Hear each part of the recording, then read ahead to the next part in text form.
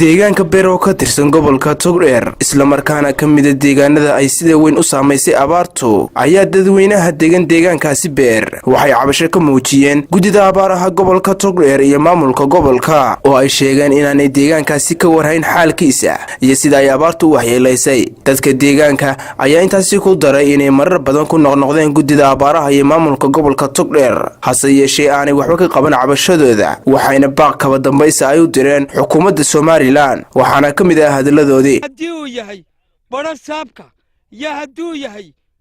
gudida abaaraha beer ma soo eegaan iyo degaanka ballaadhan ay xukunto mudane madaxweyne dadkan aad nagu halaynaysaa maaha dad noo shaqaynaya ummadaada maaha dad u shaqaynaya dad xilsaaran yahay maaha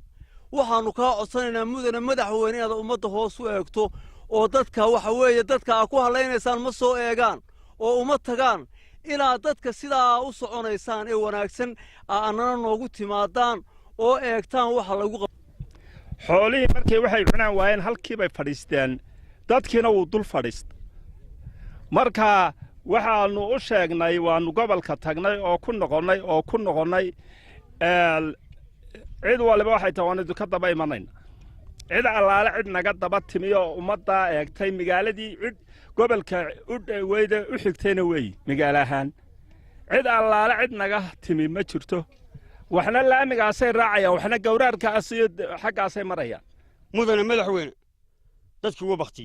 haddii dadku hadhow tol la oran doono maxaa loo codan waayay ama loo soo magaranaysaa dee xukuumaddu u imanayaan xusbiyadu dadku waa baqti abaar baa ku baqtiisay xooli way ka madheen badho saabka mudane waxaan ka cabanaa siiba badho saabka gobolka Togdheer booyadaha laamigu naga dhaafiyaa raashinka laamigu naga dhaafiyaa dadkiina waa halkan ku wada baqtiyo xooli way ka madheen xooli waa kuwa halkaa waran dadkii haystina waa kuwa halkaas soo nahay dadka maatada ee beer jooga ee ku tabaalaysan xoolaha iyagii way madheen xaruuraha iyagii haraad bay baqteeyeen iyo macaluul ee waxaanu codsanaynaa haddii ay dawlad leenahay inay wax taakulayso ilaahay baa taakuleenu ka sugeyn haddaanu haddii alla ku reeyay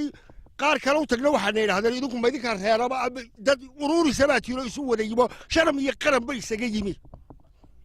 meel walba waxa u ordaayo u shaqaynaya ninkii laga soo doortay ayaa u soconaya annagu yaanu doornay tol waxaanu dooranay madaxweynaha Soomaaliland man door waayahay kaanu dacwarayna maanta annagu waa madaxweynaha Soomaaliland kaanu leenahay wax noo qabanay isaga way وعبد السلام أحمد عود عبدي جرماني بولشة تيفي برعو